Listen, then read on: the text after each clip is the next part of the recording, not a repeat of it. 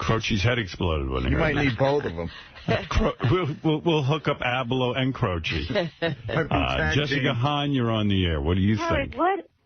I think what's with Sal? He's always with we. We think Richard. We because they're married. Yeah. He and Richard are married. It's like they're fucking married, and then he's screaming about Artie at the very end about his heroin and he's in no talent. Who the fuck is Sal?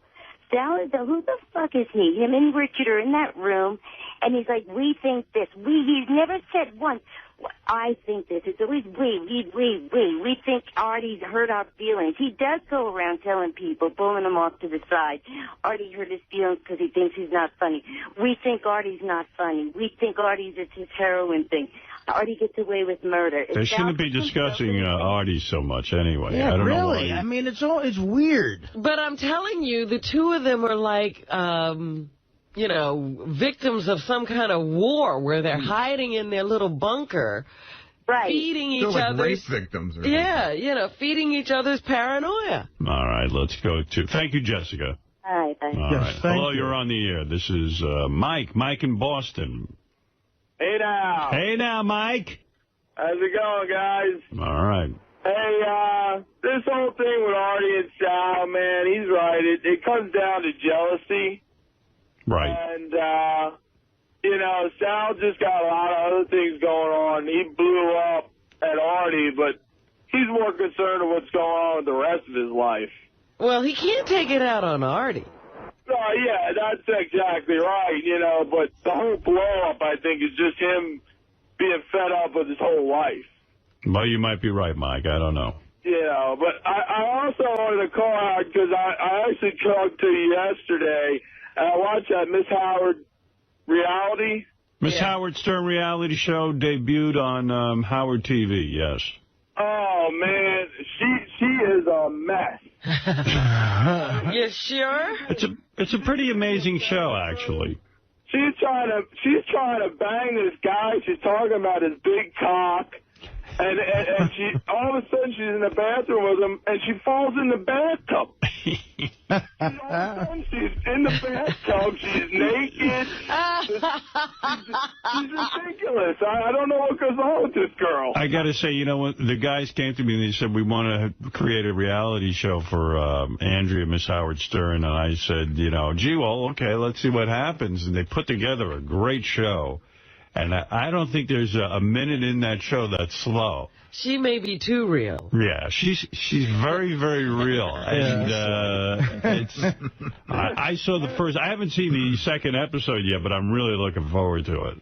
Halfway, the whole beginning of the show is her sitting at this picnic trying to figure out which guy at the party's got the biggest cock.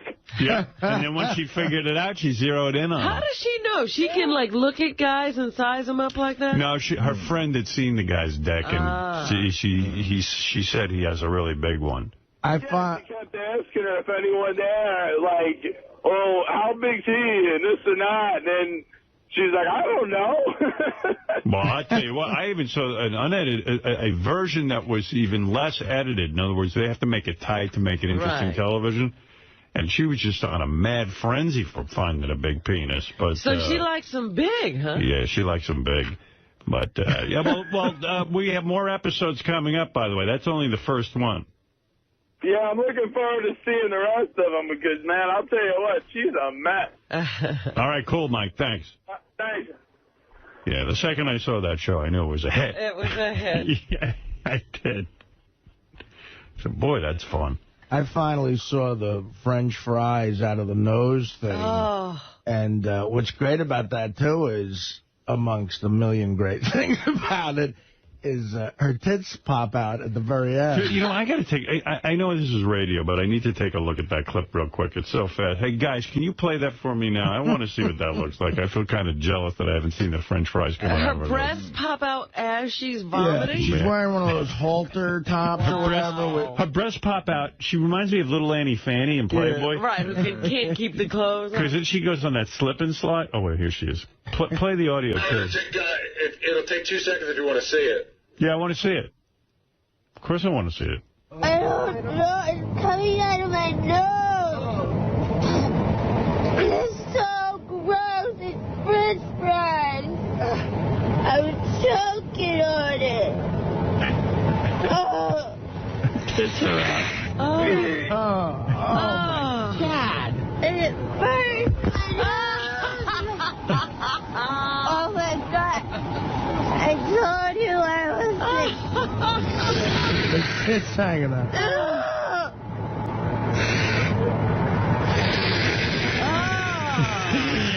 It burns back to the out of my nose.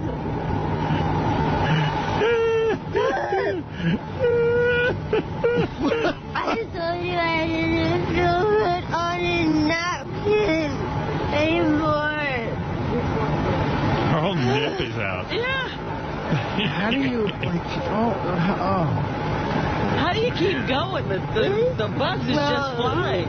Talk about daddy's worst nightmare. Howard TV has to have more reality shows and more... Ooh. Where are we going to find another star like Andrea? Well, I'm working up an idea with the guys about a game show. Oh. Like, in other words, that wouldn't occur on our show. It would just be its own thing. Right. You know, that's what's so beautiful about having your own television network, Robin. I see. Yeah. We can... Beautiful thing. Yeah, we can just...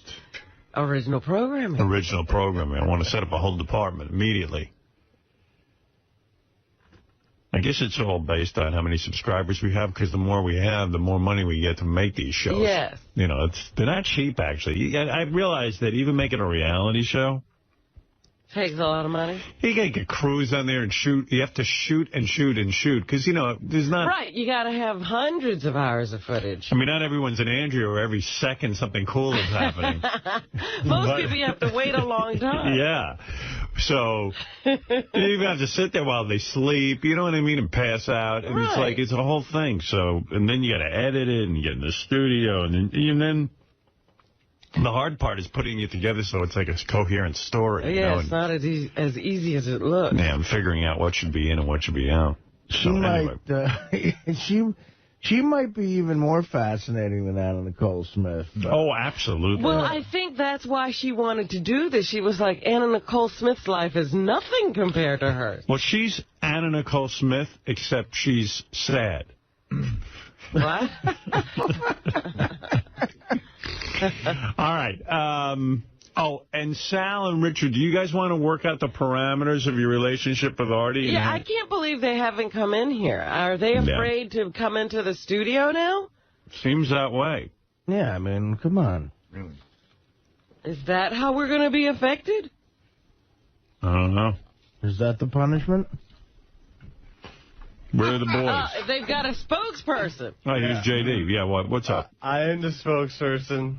Go ahead. They said they are fine. They're fine what? I want to work at the parameters. If they're fine, why aren't they here? They said they are fine. I'm telling you, we need somebody to psychologically counsel the two of them. They're going crazy on their own. Did they really just send JD in here? Yes, they did. That is so pussy. Come on. I tell you, they're losing it back there. Mm-hmm. I might be back with I won't take any jabs, guys. I won't take any jabs. They must be afraid of you. Yeah, they obviously are hurt. I won't take any jabs, guys. Come on. You babies, get in here. Wow. Artie took a jab at me. Artie took a jab at me, Jason. Did you hear that? What are you, girl? Oh, Artie talked behind my back. I think he's two-faced. I just got a note here. JD is a horrible spokesperson. That's not what they said. Oh, and they come in and speak for yourself. They say they are too busy working to come in here. Oh. Oh, what bullshit. Sure. What bullshit. All right, well. Is that how they're going to treat this? Evidently. You have requested their presence. Yeah, you're right, exactly. What the fuck is going on here? Bullshit. Captain Jenks, you're on the air in Philadelphia. Hey, good morning, Howard. I saw something extremely funny, one of the most inappropriate things that I've ever seen in my life yesterday. What was that? I was in a courtroom, right?